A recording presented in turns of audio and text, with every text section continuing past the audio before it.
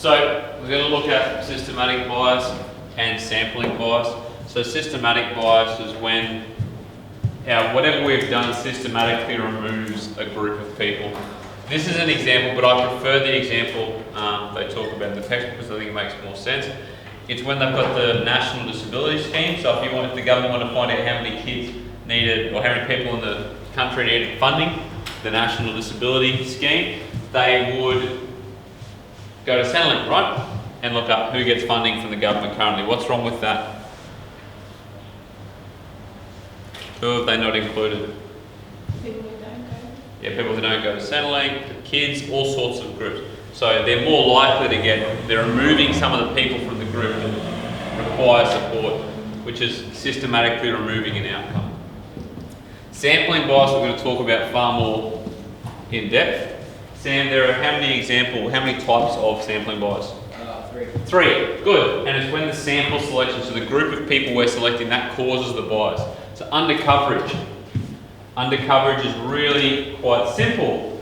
Anytime where you've got a group of people that aren't included, so you're not getting a full representation of the population, you're removing certain people, or you're making it more likely that people who vote a certain way will respond.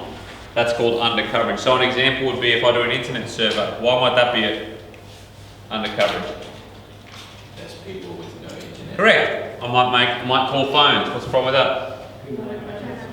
I might go door knocking. People might not have a door. People may not be living in a permanent residence. Okay, those sorts of things. Happy with that? So that's undercoverage. Non-response is when a subset of people will respond or choose to respond. So anytime you're calling or asking people to call up and tell us who you prefer to vote for, or tell us what you think, the problem is, or if you leave a survey box in a shop, what's the problem with that? And people that really care are going to put things in. So you're getting a percentage of the population volunteering information, but you're not getting full. So the non-response is considered a form of bias, as well as the response. So when people are likely to lie to you. I asked my year 11s if they plagiarised their assignment. 100% of them said they didn't. So no kids plagiarised assignments. How do you know that they did? That's because 100% of them said they didn't. Yeah, but what if they all did? What if they all didn't plagiarise? I hope that's the case.